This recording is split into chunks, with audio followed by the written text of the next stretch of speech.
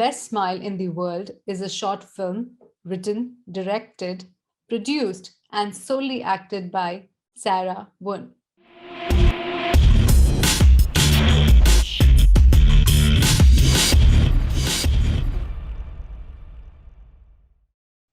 Ladies and gentlemen, boys and girls, my name is Diptii Shah, and today on Spotlight, we have Sarah Wun from the short film Best Smile in the World. Hello, Sarah, and welcome to Spotlight. Hi, Diptii. Thank you for having me. So tell us about the short film.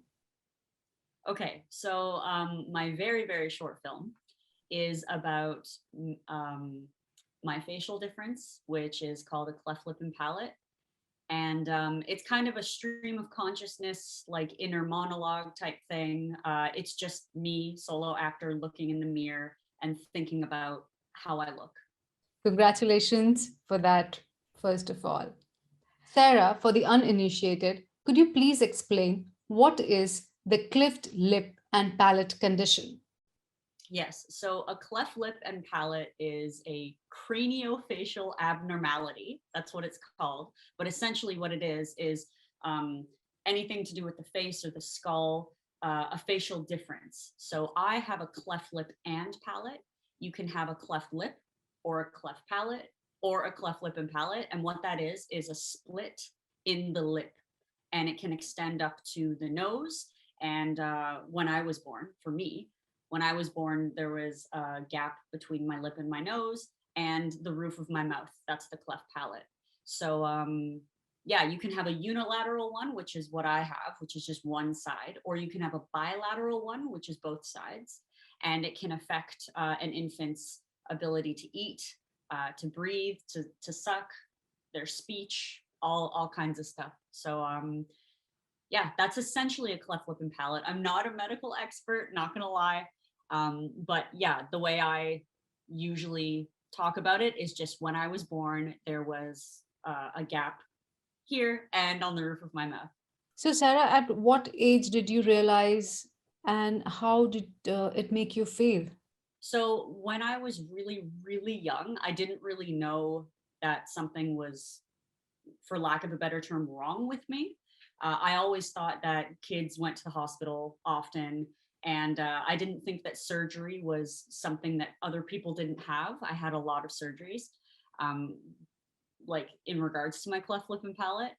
I mean, people stared, and I was like, okay, that's a little weird. I knew I had like a scar, but it wasn't really until I got into my teens that I realized just how much it affected a lot of my life. And you know, it's not until I became an adult that I was like, okay, now I can kind of come to terms with it. I mean, when you're growing up in middle school and high school, I just ignored it. I'm like, I don't want to acknowledge that my face is different. I don't want to acknowledge it at all. And now I'm all about acknowledging it because I think that it's a beautiful thing. And I love that I have a unique thing about me that makes me who I am. I think it's a beautiful thing. And I have a story to share and I want to share it because a lot of people, when I talk to about it, they're like, oh, what's a cleft lip? Oh, I had no idea. Tell me more. It's been a very positive, like, oh, tell me about your life growing up with a facial difference. So, Sarah, from not even acknowledging that you have a condition or a facial difference to now making a film about it. First of all, it is courageous, and again, congratulations for that. Very Thank you. inspiring, I would say. What inspired you to do it now? Okay, good question. So I've had this kind of in the back of my mind for a while. The thought of doing some sort of like something to do with a cleft lip. And when I moved to Hong Kong, I started acting, and I I remember my acting teacher Jai, you know Jai, right? Saying, find what makes you unique and find the roles that you can play. And growing up, I would try out for all kinds of stuff. The most memorable thing that I tried out for when I was a teenager was Juliet in Romeo and Juliet. And I've been told that I am not pretty enough to play Juliet. And that really stuck with me.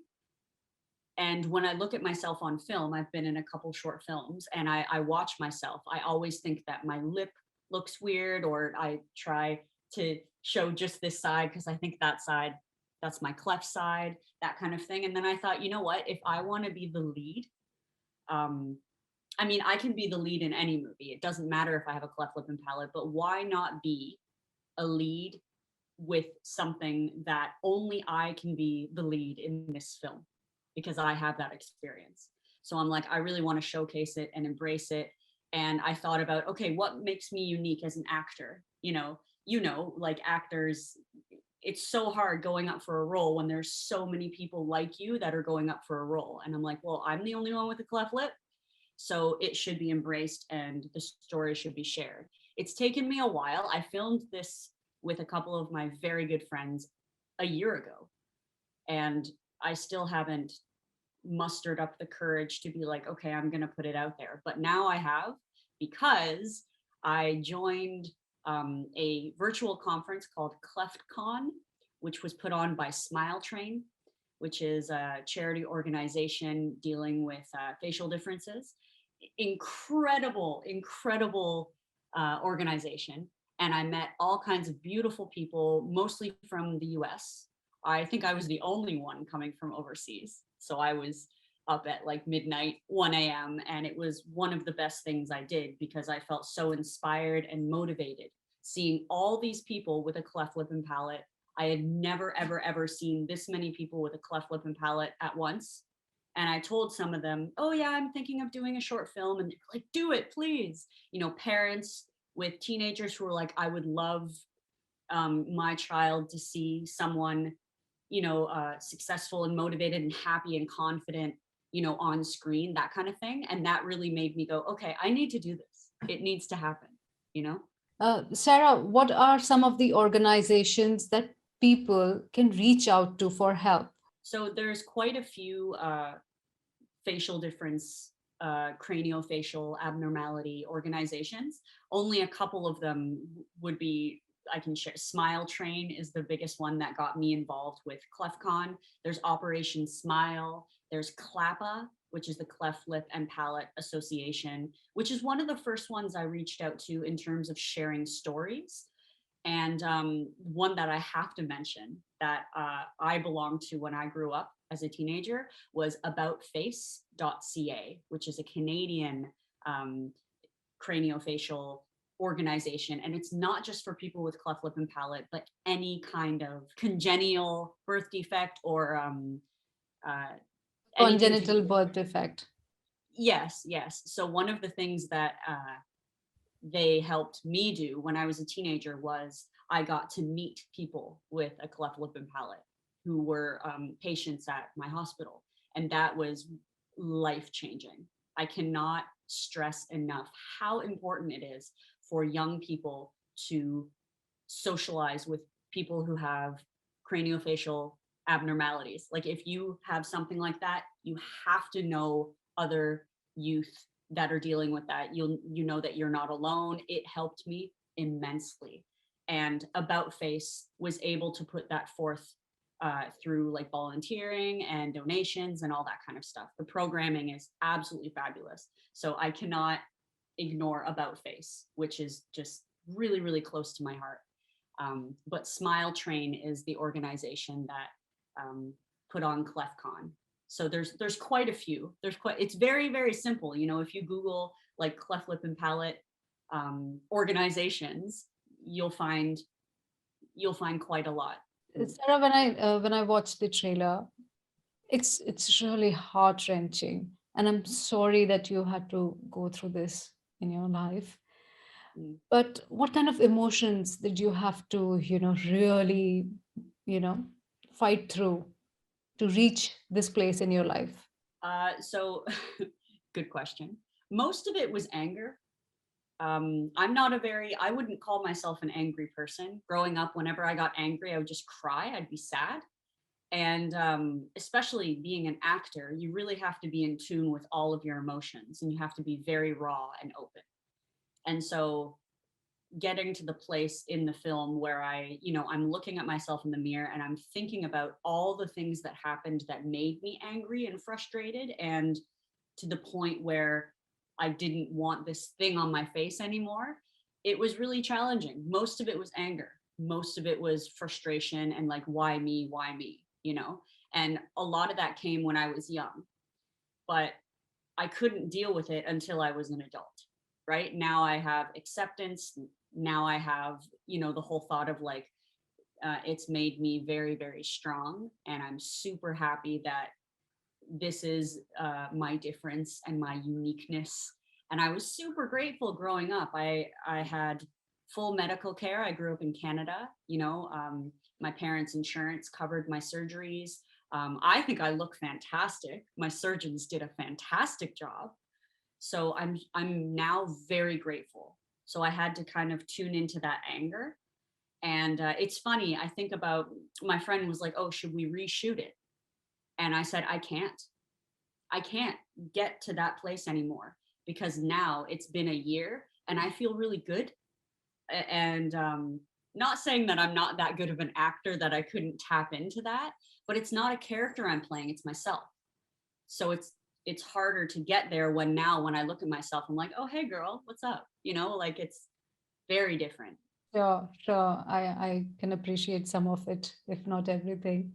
Right. Uh, Sarah, what message do you want to send out with this film? And whom do you want to reach? So my biggest target audience, I would hope, to watch this film would be anyone affected by a facial difference, specifically younger people, teenagers. When I think about growing up with a cleft lip and palate, especially when I was a teenager, especially when I had my big bone graft surgery, which anyone with a cleft lip and palate is going to know what surgery I'm talking about. I wish I had someone to talk to. I wish I had someone to go, I know exactly what you're feeling and what you went through. I didn't have anyone. So I want, especially teenagers, to know that you're not alone and you have communities. And we're living in a great era right now where, to be honest, being virtual is kind of nice. I've met so many people online that I never would have met if it hadn't have been for this kind of forcing us to go virtual a little bit with the pandemic. So mostly teenagers with cleft lip, parents with children who have a facial difference, or anyone struggling with self-esteem. I mean, when I talk to people about, oh yeah, I have a lip scar and it looks like, people often go, oh, it looks like something's coming out of your nose. They go, oh yeah, I know what you mean. My nose is really big too. And I think, not the same, but everyone's got insecurities. Absolutely. So I think anyone can relate to the video, but my intended audience is youth with a cleft lip and palate and or their parents. Awesome, awesome. And I thank you on behalf of everyone who's going to watch the film and those who are not, yet on the list, but whoever is suffering from a facial difference and all the people who have no idea that such a thing exists and how painful and life altering it can be. I thank you on behalf of everyone for taking this effort and having the courage to put your story forward. I wish you all the best for your movie, The Best Smile in the World. And I hope you have a great run with it. And I hope the entire world watches it. Thank you so much. It's such a pleasure to talk to you. I mean, this is the intention for the movie, to share stories. And this is only my story, but it's a story I have and what I want to share. So thank you. Thank you, Sarah. It was my pleasure to have you here.